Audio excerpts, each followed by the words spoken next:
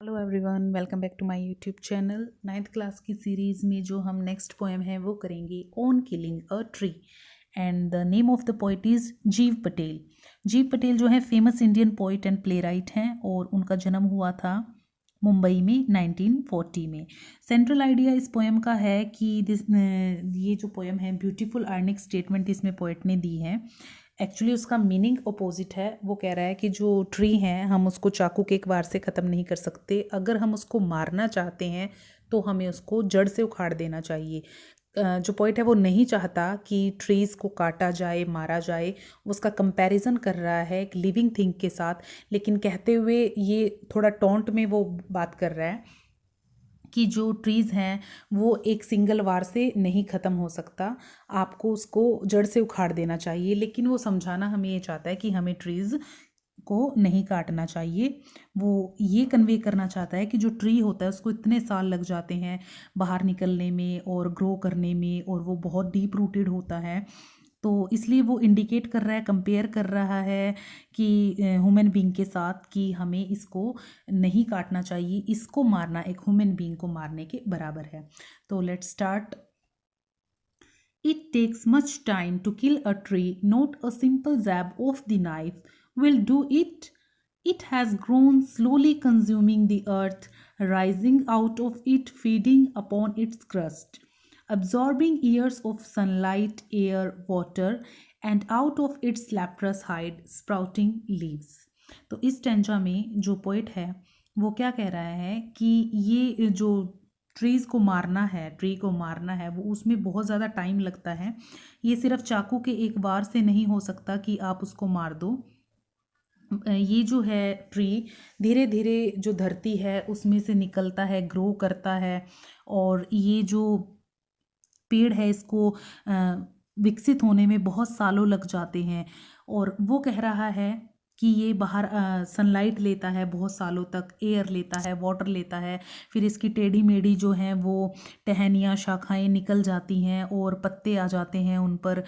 तो ये बेसिकली वो टॉन्ट कर रहा है कि एक सिंपल जो नाइफ है उससे आप उसको नहीं मार सकते, और हमें समझा भी रहा है कि एक पेड़ को उगने में, उसको बड़ा होने में कितना सारा टाइम लगता है, कितने साल लग जाते हैं। बहुत ज़्यादा सालों के बाद वो इतना बड़ा, इतना सुंदर है।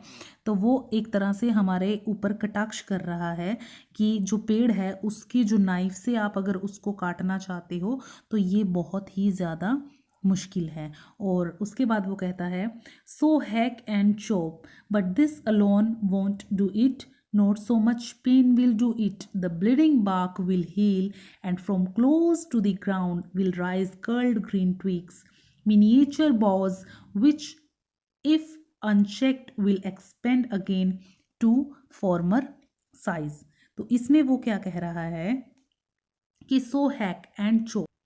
हैक का मीनिंग इसमें होता है to cut, and chop meaning होता है इनटू पीसेस। तो पॉइंट जो कह रहा है उसको अगर आप पीसेस में काट दो, but this alone would not do it, तो इसमें वो इसका अपोजिट कह रहा है, लेकिन इतना करने से भी काम नहीं चलेगा।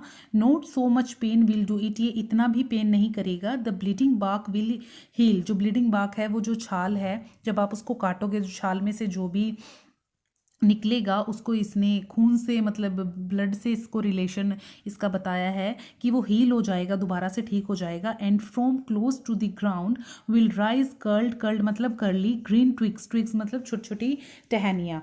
और उसके बाद जो जब आप इसको काट दोगे और जो छाल में से इसने ब्लड से कंपैरिजन किया है, तो जो भी उसमें से निकलेगा वो हील हो जाएगा, और इसकी जो टहनियाँ हैं, ग्रीन टहनियाँ छोटी छोटी, दोबारा से उग आएंगी। मिनिएचर मतलब बिल्कुल छोटा, और बोज मतलब होता the main branch of the tree. Bhoj means तना बोल लो, जो मेन ब्रांच होती है वो। और मिनिएचर में से जो है, मिनिएचर मतलब very small, which if unchecked will expand again. अगर आपने उसको काट दिया बिल्कुल तने तक उसको बिल्कुल काट दिया, और अगर आपने इसको अनचेक्ड ऐसे ही छोड़ दिया, then will expand again to former size, तो ये दोबारा जितना बड़ा था दोबारा अपने ही साइज में ये वापस हो जाएगा। तो कहने का इसमें क्या मतलब है पोइट का, कि सिर्फ उसको आप अगर ऊपर से काट के उसको एज इट इज़ छोड़ दोगे और बिना चेक किए, तो वो वापस से अपना वही रूप ले लेगा जैसा कि वो पहले था। No, the root is to be pulled out of the anchoring earth, it is to be roped tight and pulled out, snapped out.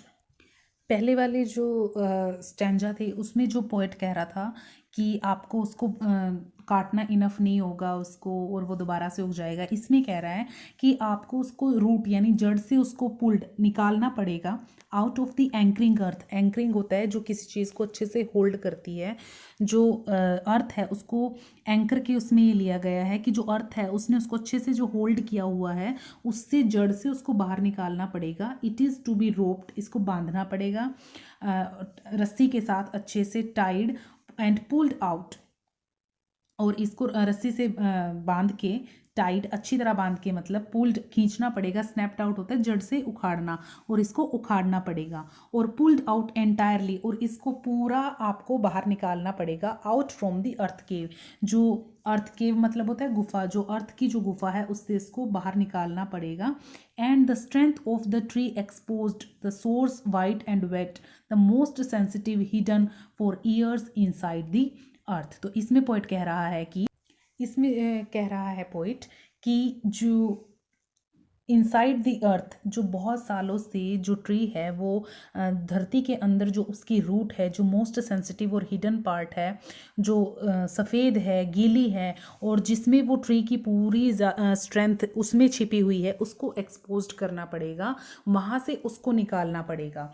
Then the matter of scorching and choking in sun and air, browning, hardening, twisting, withering, and then it is done. उसके बाद इसमें लिखा हुआ है कि जब आप उसको रूट से बाहर निकाल लोगे ट्री को, वो जो ट्री है उसके बाद क्या मैटर आएगा कि वो स्कॉर्चिंग हो जाएगा, यानी बहुत झुलस जाएगा, और क्योंकि उस पर सन पड़ेगी, एयर भी पड़ेगी, चोक हो जाएगा, ब्राउन हो जाएगा पड़ा पड़ा जैसे ग्रीन था, और जब आप किसी पेड़ को काट देते हो तो वो मुरझा जाएगा, हार्ड हो जाएगा, ट्विस्ट मुड़ा तुड़ा सा हो जाएगा, विदरिंग बिल्कुल मुरझा जाएगा, and then it is done, और उसके बाद ये पूरी तरह से ख़त्म हो जाएगा।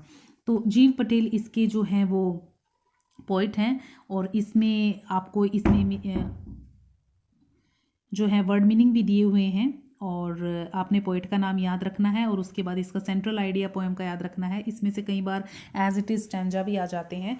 तो इसका जो है मेन आइडिया पोएम का वही है, पोइट कन्वे करना चाहता है कि एक ट्री को मारना एक ह्यूमन को मारने के बराबर है, और कितना टाइम लगता है इसको धरती से बाहर आने में, इतना ये सनलाइट लेके, वाटर लेके, एयर लेके इतना बड़ा होता है, और हमारे लिए कितने ज़रूरी होते हैं पेड़। तो इसमें वो अपोजिट बता रहे हैं, बिल्कुल मारने का तरीका बता रहे हैं, लेकिन मैसेज उनका बिल्कुल अपोजिट है। हमें ये कन्वे कर रहे हैं आइडिया कि हमें ट्रीज़ को नहीं काटना चाहिए। So that's all about this poem. अगली पोएम के साथ फिर मिलेंगे। Till then bye bye.